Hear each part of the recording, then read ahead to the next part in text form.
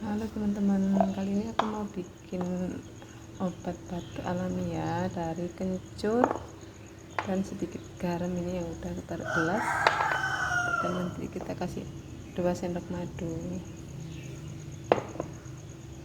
Ini kita parut dulu kencurnya ya.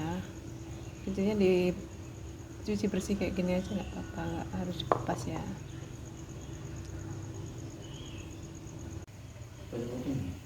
Nah, ini kencur yang udah aku parut ya. Ini kasih air panas sedikit, saring.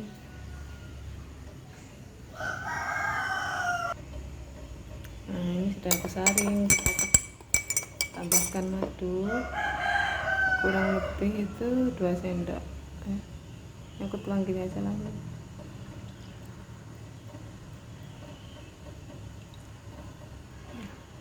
Gitu, cukup, kurang lebih 2 sendok.